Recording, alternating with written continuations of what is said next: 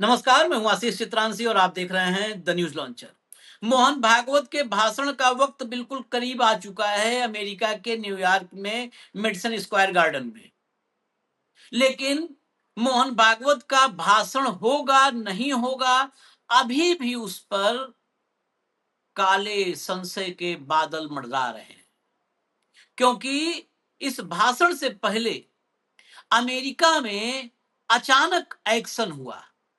हालांकि कुछ ही देर के बाद जब हड़कंप मचा चारों तरफ, तो मैनेज करके, हाथ जोड़कर, मनुहार करके, चिरौरी सिफारिश करके, जैसे भी करके किसी तरह से इज्जत पानी बचाया गया। कोशिश में कामयाबी मिली, लेकिन उस कामयाबी को अल्टीमेट सक्सेस के रूप में नहीं देखा जा सकता है। इसीलिए मैं कह रहा हूं कि आशंका के काले बादल मंडरा रहे हैं कार्यक्रम पर। और ये संघी डरे हुए भी हैं, क्योंकि संघ के खिलाफ, आरएसएस के खिलाफ अमेरिका में सड़कों पर भी लोग उतरे हुए हैं। भारत में भी इंडिया गठबंधन इनका हिसाब किताब कर रहा है। एक तरफ अखिलेश यादव ने अमेरिका में हुए एक्शन पर इतना बड़ा खर्रा लिखा, इनका चरित्र बताया, चाल और चेहरा दोनों दिखा दिया। दूसरी तरफ नरेंद्र मोदी क्लिप लगा करके प्रियांक खड़गे ने इस देश की मीडिया गोदियों पर, उनके गाल पर एक थप्पड़ भी लगाया है और नरेंद्र मोदी से भी कहा है, जरा एक बार प्लीज, वंस मोर करते हैं ना, नारा लगाते हैं, वंस मोर, तो वंस मोर, एक बार और प्लीज। लेकिन सन्नाटा छाया है, सन्नाटा पसरा हुआ है। जरा लाइए, शुरू करिए हेडलाइन से। हेमंत भाई को ले आइए भैया, हेमंत भाई जोड़िए। स्वागत है हेमंत भाई, जल्दी लाओ हेडलाइन, लाओ हेडलाइन, लाओ भाई। मोहन भागवत के न्यूयॉर्क कार्यक्रम से 2 दिन पहले बड़ा झटका। आयोजक अहेड का एक्स अकाउंट इसे सस्पेंड कर दिया गया था। ये अहेड जो है, यही संघियों का हेड है, अमेरिका में हेड है। इसको अहेड वहां पर कहने लगे लोग हेड को। मोहन भागवत के कार्यक्रम से पहले एक्स ने अहेड का अकाउंट किया सस्पेंड। और आगे चलिए, एचटी ने भी खबर लगाई, X suspends account of RSS chief Mohan Bhagwat New York event organisers. अब अखिलेश यादव का ट्वीट लाइए। अखिलेश यादव ने पूरा पोथा ये एचडी का हेडलाइन लगाते हुए पूरा लिख दिया। विदेशों में जब अनरजिस्टर्ड अंडरग्राउंड लोग उभर कर आएंगे, तो उनके एक्स अकाउंट तो सस्पेंड किए ही जाएंगे। बहुत बढ़िया लिखा है अखिलेश ने। बेहद गंभीरता और चिंता के कारण पूरी दुनिया में बसे भारतीयों के बीच निम्नलिखित कुछ सवाल उठ रहे हैं। अब ये सवाल सुनिएगा, यही सवाल हम हेमंत भाई से भी पूछ रहे हैं। स्वदेशी का नारा लगाने वाले विदेश आखिर क्या लेने गए हैं? स्वदेशी जागरण मंच से शुरू हुआ था। बहुत जो है ये प्रासंगिक सवाल है, और हेमंत भाई सब जानते हैं जवाब इनका, क्योंकि उनका है अपना अंडरस्टैंडिंग भागवत के साथ, तो वही बताएंगे सब। इस स्वदेशी जागरण वाले विदेश क्या लेने गए हैं? क्या एफसीआरए का एक्ट का अध्ययन करने गए हैं? क्या अमेरिकी डॉलर के मुकाबले भारत का रुपया क्यों गिर रहा है, इसका शोध करने गए हैं? क्या भारतीय किसानों को बर्बाद करने के लिए अमेरिकी डील में कुछ और जुड़वाने गए हैं? क्या वहां भी सांप्रदायिक माहौल बिगाड़ने गए हैं? क्या वहां अपने दरारवाद के प्रसार के लिए गए हैं? क्या अपनी विभाजनकारी कुदाली नजरिए की जमीन खोदने गए हैं? क्या वहां के कानून को भी स्मृतिमय बनाने गए हैं? क्या शाखा विस्तार करने गए हैं? क्या भारत में बने अपने भवनों के आय के स्रोत को वैधानिक जांच से कैसे बताएं, इसके लिए वकील की खोज में गए हैं? क्या आरक्षण के खिलाफ समीक्षा या सुधार जैसे किसी अन्य नए शब्द की तलाश में गए हैं?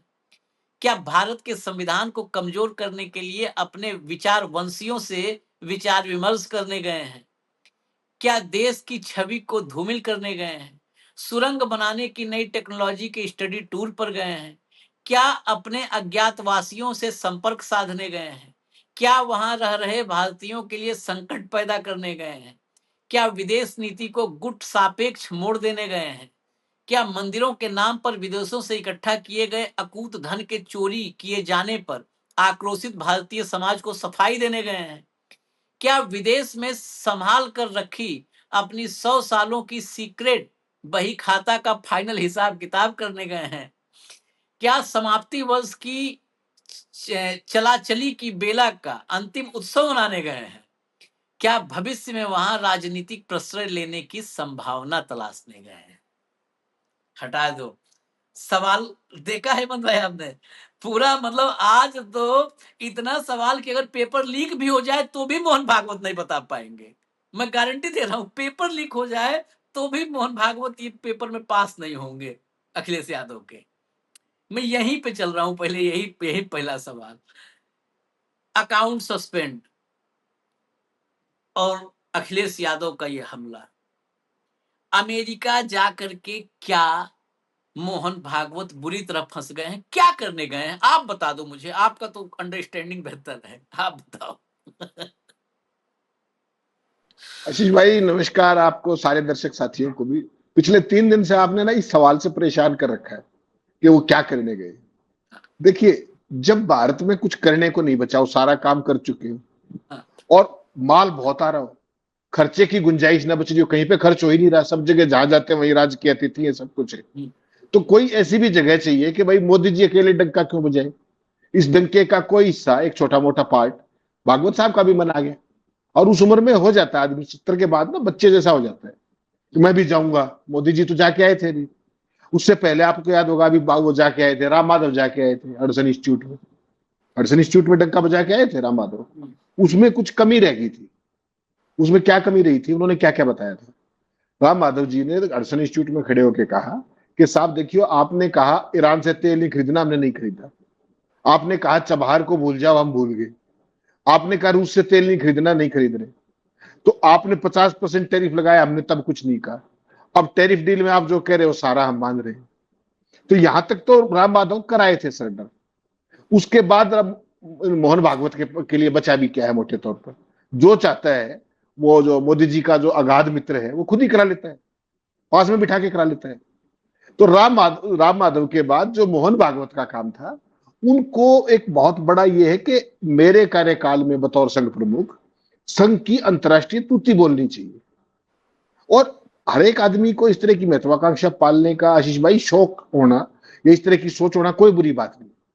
लेकिन अपने अंदर झांको कि तुम क्या हो, नंबर एक। और सामने वाले देश की परिस्थितियां क्या है। जो देश तीनों चुने हैं इन्होंने, वो तीनों ही देश इनके लिए ठीक नहीं है।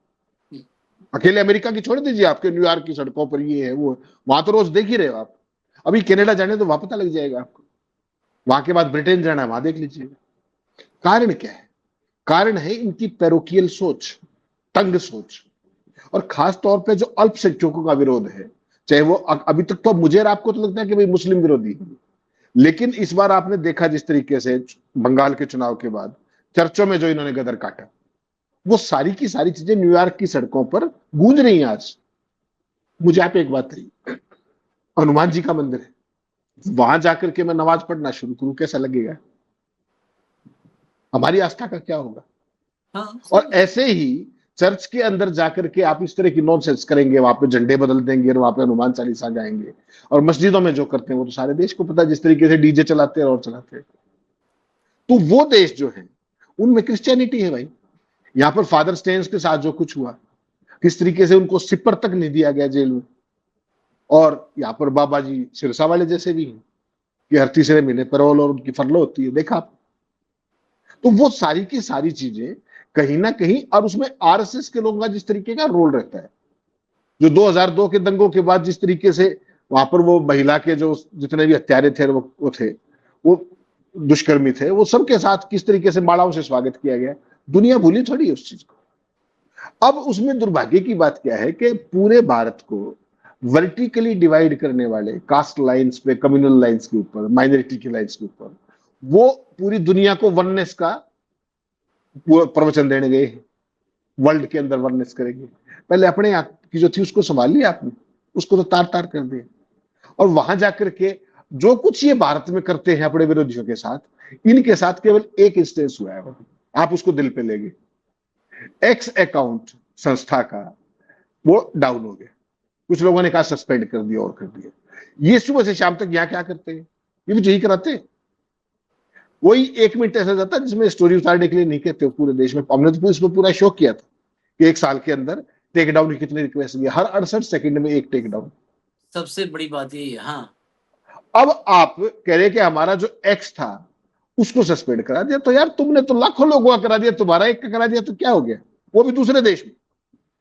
वो तो दूसरे देश के लोग हैं, आपकी विचारधारा से संतुष्ट नहीं, सहमत नहीं, वो करवा रहे हैं। आप तो अपने ही देश के लोगों के साथ ये करते हो यार, सुबह से शाम तक टेक डाउन और ये सस्पेंड कराने अकाउंट। रोज का सारा दिन क्या करते हो? यही करते हो। और कह रहे कि मतलब बॉट का हमला करा दिया, एल्गोरिदम में ये हो गया, हेर फेर कर दिया, फला कर दिया। सवाल ये कि अकाउंट तो बहाल हो गया है, जब मैं और आप बात कर रहे हैं अकाउंट तो बहाल हो गया है। बहाल हो गया। कोई बड़ी चीज नहीं है ये, कोई इतनी बड़ी तोप चीज नहीं है कि चल गया हो कुछ, ये तो इनको आदत है। मोदी जी की रील डाउन कर दी तो फेसबुक की टीम को बुला लिया, तमाम नासमझ लोग शुरू हो गए कि मोदी जी ने लंबा पा दिया उनको, ये कर दिया। अरे कुछ नहीं किया।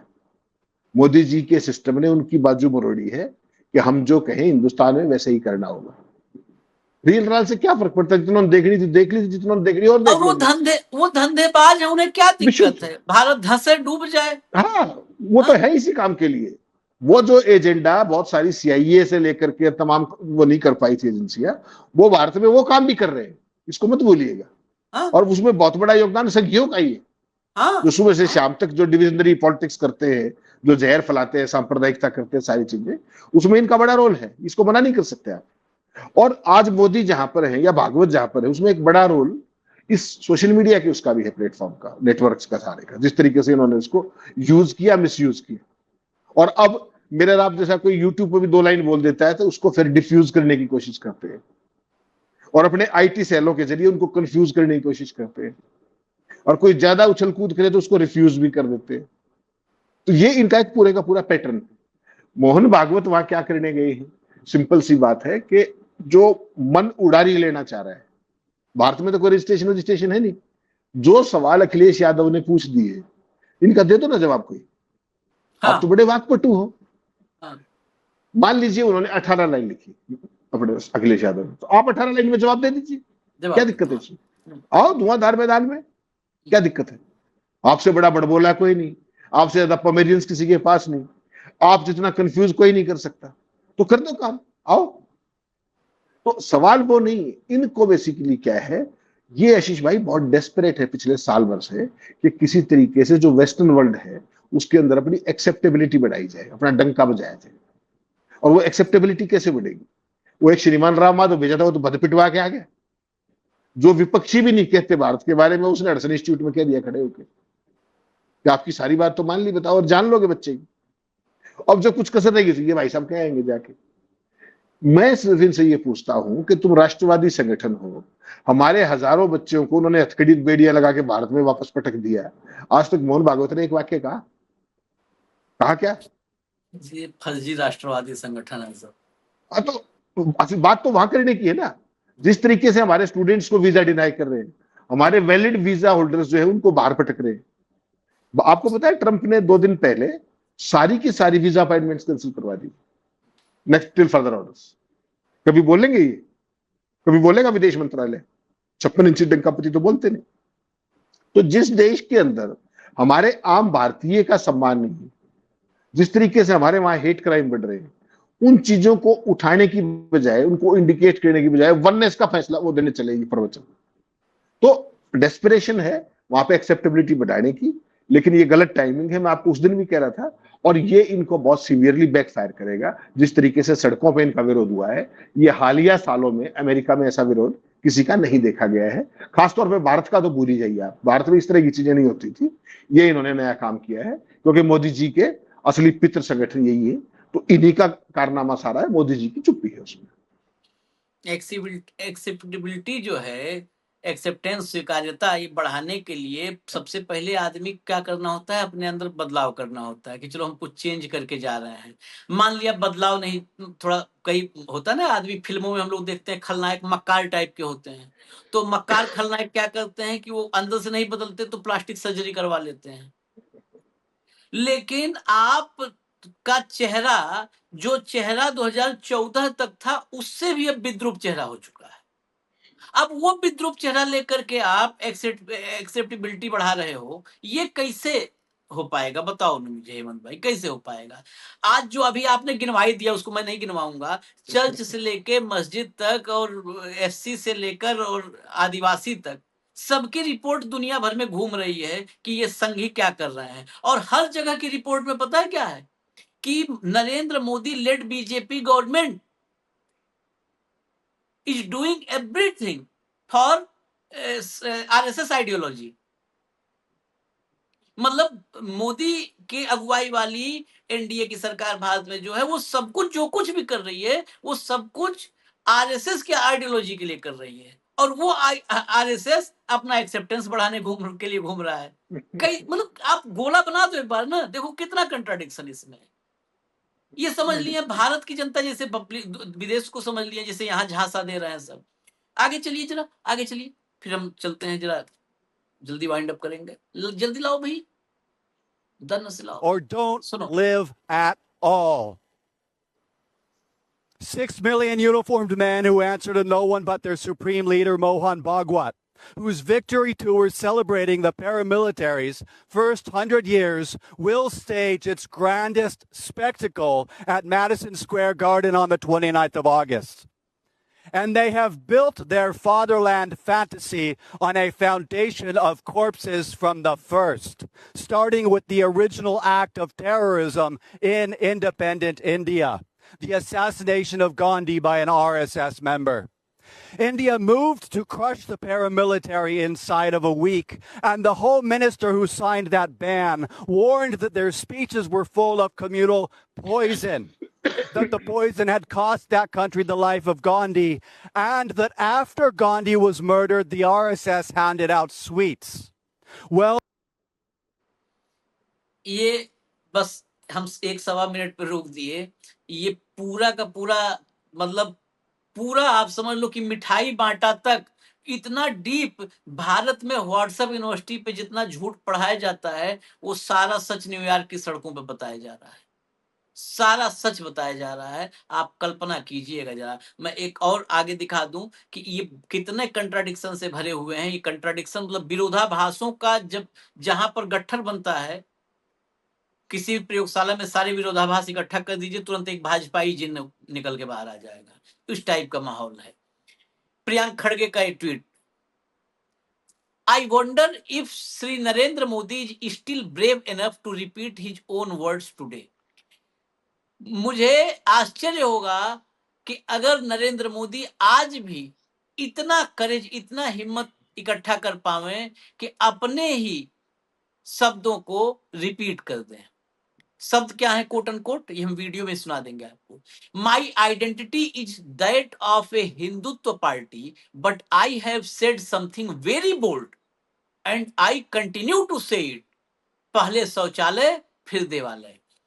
मेरी पहचान एक हिंदुत्ववादी पार्टी के नेता के रूप में है, लेकिन I have said something very bold, लेकिन मैं बहुत ही बोल्डली एक बात, बड़े साहस से एक बात कहूंगा, साफ कहूंगा, और लगातार आई कंटिन्यू टू से इट, और लगातार ये बात कहता रहूंगा कि पहले शौचालय फिर देवालय, पहले शौचालय फिर देवालय, first toilet then temple. When Narendra Modi says it, BJP hails it as bold leadership and pragmatism. But if Sam Pitroda says anything remotely similar, उसी के मतलब वैसा ही समानार्थी समान भाव वाली बात सैम पित्रोदा कहते हैं, suddenly it becomes anti Hindu. ये अचानक हिंदू विरोधी हो जाता है। Faith is declared to be under attack and the godi media gets enough outreach material for a week of prime time debates. Same argument, different speaker, entirely different outreach. एक ही तर्क है, बस दो अलग अलग लोग बोलने वाले हैं। सैम पित्रोदा बोले तो हिंदू विरोधी हो जाए, और अगर वही बात नरेंद्र मोदी बोले तो प्रगतिवादी सोच हो जाएगी। अब कितना फर्क है, आपको दो हेडलाइन दिखाते हैं, इनके विरोधाभास। इसीलिए अमेरिका में लोग भगा रहे हैं कि ऐसे हिपोक्रेट्स, दोगले लोगों को नहीं यहां पर हमारी डेमोक्रेसी में जगह है। लाओ हेडलाइन लाओ। ये देखिए, ये बिजनेस टुडे की हेडलाइन थी सैम पित्रोदा पर। क्या है? Temples not going to create jobs. इतने तो बोला था कि मंदिर रोजगार नहीं पैदा करेंगे, मंदिर नौकरियां नहीं पैदा करेंगे, रोजगार नहीं पैदा करेंगे। Sam Pitroda sparks controversy. सैम पित्रोदा ने विवाद पैदा कर दिया। BJP says intention to spew venom on Hindutva.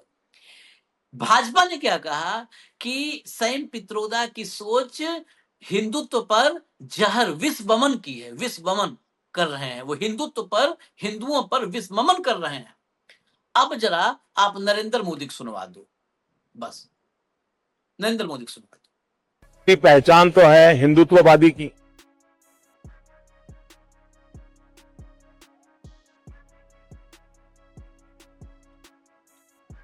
लेकिन मेरी रियल सोच क्या है मैं आपको बताता हूं। हाँ, मैंने मेरे राज्य में बड़े हिम्मत के साथ एक बात कही है और लगातार कहता हूं। जो मेरी छवि है वो ये हिम्मत नहीं कर सकता है, लेकिन मैं करता हूं। मैं कहता हूं पहले शौचालय फिर देवालय।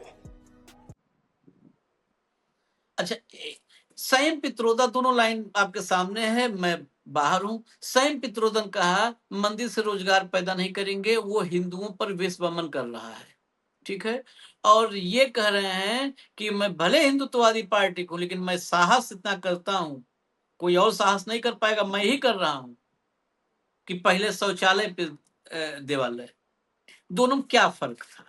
एक ही फर्क है, दोगलेपन का। जो पीछे खड़े लोग हैं वो दोगले हैं, बस जो सनातन रक्षक कहते हैं आप लोग को, वो दोगले हैं। वो सैम पित्रोदा पे चिल्लाएंगे और मोदी पे ताली बजाएंगे। नहीं नहीं आशीष भाई, इनको यही तो सिखाया गया है, इंटरप्रिटेशन का ही तो खेल है। सैम पित्रोदा ने अगर मंदिर की जगह पूजा स्थल कह दिया होता तो ठीक रहता, लेकिन उनकी भी तो बहुत, कांग्रेस में ऐसे आइटम बहुत है, वो भी सब छोड़ दीजिए उस बात को। जब आपको ये पता है कि आपके हर शब्द को तोड़ के मरोड़ के अनर्थ करके पेश किया जाएगा, तो सावधानी वहां भी रखी जा सकती है। एक पार्ट तो वो है जो नरेंद्र मोदी कर रहे हैं, वो तो इस काम के माहिर हैं। इस काम के देवालय, शौचालय, फलाना, ये सब चीजें बाइनरी बना करके इनको कोई सवाल थोड़ी पूछ सकता है। ये तो कपड़ों से पहचानने का भी मास्टर स्ट्रोक होता है इनका। आपका मंगलसूत्र छीन ले जाएंगे, ये भी मास्टर स्ट्रोक है। आपका क्या बोलते हैं, पशु छीन ले जाएंगे, उनको दे देंगे। मोदी जी का तो काम भाई साहब यही है ना, उनका तो एजेंडा ही डिवीजन का है। और पोमेरियंस को ये बता दिया है कि मोदी जी चाहे सेल्फ गोल कर ले खड़े होकर के डी में, उसके बाद भी आपने उसको मास्टर स्ट्रोक ही बताना है। तो ये परसेप्शन का फर्क है कि क्या परसेप्शन है। और कांग्रेस में राहुल गांधी की आपने कई बार इस बात देखी होगी, बहुत सारे कार्यक्रमों में अब मीडिया को जाना पड़ रहा है मजबूरी के कारण, टीआरपी के कारण। वहां वो नेगेटिविटी ढूंढते हैं उसके अंदर कि राहुल ने ये कर दिया, वो कर दिया, फला कर दिया। और मोदी के यहाँ कुछ भी होता रहे, मोदी जी के यहाँ पॉजिटिविटी ढूंढना है। तो मोदी जी के चूंकि सिस्टम कंट्रोल के अंदर है, तो वो तो खेल रहे हैं चीजों को, लेकिन हमारे देश के लोगों को तो जागना पड़ेगा। सोचना तो हमें है ना कि हम किन लोगों को आगे बढ़ा रहे हैं। मोदी जी तो is not for this hypocrisy, आज से थोड़ी है वो। और ओनली मोदी नहीं, बीजेपी का कोई भी व्यक्ति आप उठा लीजिएगा, अगर कोई सामने एक्स है तो उसके लिए उनकी नई राय होगी, और वही बात अगर किसी वाई ने दूसरे समुदाय से कही होगी तो एंटायरली डिफरेंट होगी। पिछले इतने लंबे समय से, 12.25 साल से यहां, और गुजरात में 30 साल से, किस बात का खा रहे हैं? इसी बेवकूफी का तो खा रहे हैं। हमारी भावनाओं को वो करके, दोगलापन बढ़ा करके, हिपोक्रेसी का पूरा राज स्थापित करके जो कुछ वो हो पा रहा है, वैसे थोड़ी। That is with A notion, that is with an agenda. और उसके पीछे ये आपके पोमेरियंस का बहुत बड़ा हाथ है, क्योंकि नैरेटिव बिल्ड करना उनका काम है, बाकी व्हाट्सएप ग्रुप उनके पास है। आप जान कर हैरान रह जाएंगे आशीष भाई, आप इस तरह की बातें करने लगते। कई बार आपने सोचा है कि राहुल गांधी ने छात्रों की गूंज कार्यक्रम शुरू किया।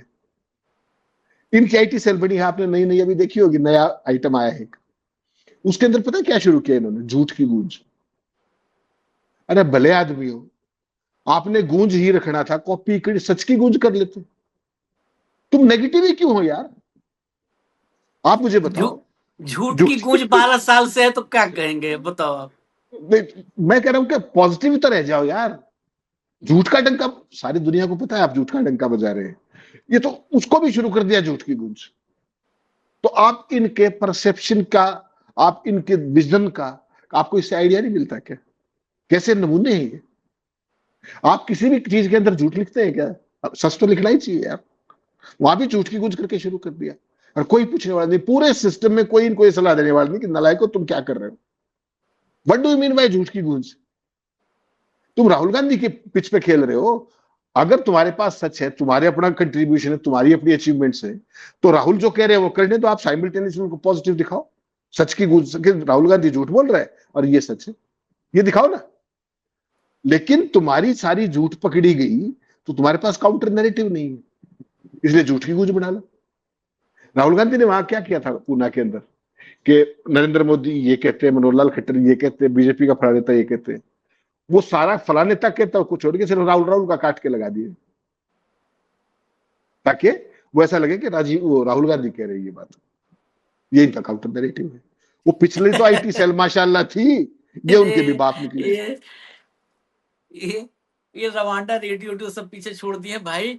इनको अगर इनसे मुक्ति देश को मिल गई तो देश को कोई अपने सिकंजे में नहीं कस पाएगा। ये इतने मक्कार हैं, इतने मक्कार हैं, पता नहीं ये किसका किसका नाम बदल देते होंगे कहीं भी। ऐसा नहीं मार्कशीट वगैरह में भी किसी का नाम बदल देते हो अपने ही मार्कशीट में, ये भी संदेह है। खैर, इजाजत दीजिए हमें, हम फिर और भी खबरें हैं वो भी लेकर के आएंगे। धन्यवाद हेमंत भाई, बहुत बहुत धन्यवाद, नमस्कार।